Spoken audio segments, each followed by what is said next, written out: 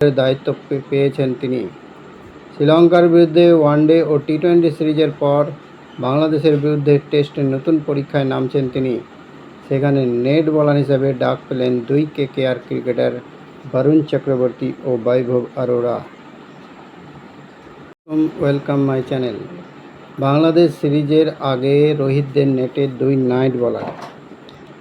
চেন্নাই ভারতীয় শিবিরে net bowler হিসেবে ডাক পেলেন দুই কেকেআর বোলার বরুণ চক্রবর্তী এবং বৈভব অরোরা।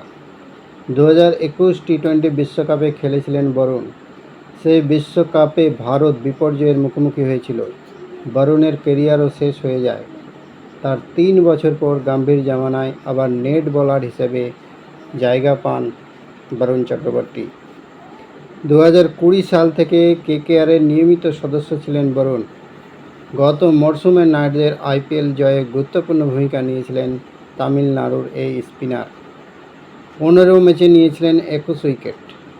2021 সালে অভিষেক হয়েছিল তার। ডাক পেয়েছিলেন টি-20 বিশ্বকাপের দলেও, কিন্তু তারপর আর জাতীয় দলে ফিরতে পারেননি। অন্যদিকে আইপিএলের জগতে নতুন তারকা হিসেবে উঠে এসেছেন বৈভব। 10 ম্যাচে নিয়েছেন 11টি উইকেট।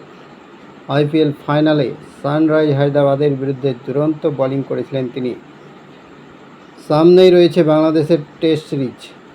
প্রথম ম্যাচ চেন্নাইয়ে, কানপুরে দ্বিতীয় টেস্টের পর টি-20 সিরিজও আছে। তার আগে চেন্নাইতে প্রস্তুতি শিবির শুরু হয়ে গিয়েছে ভারতীয় দলের।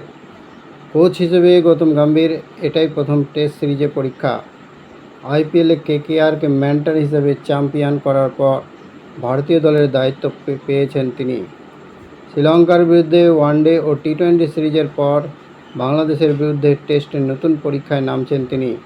সেখানে নেট বোলার হিসেবে ডাক পেলেন দুই কেকেআর ক্রিকেটার বরুণ চক্রবর্তী ও বৈভব অরোরা।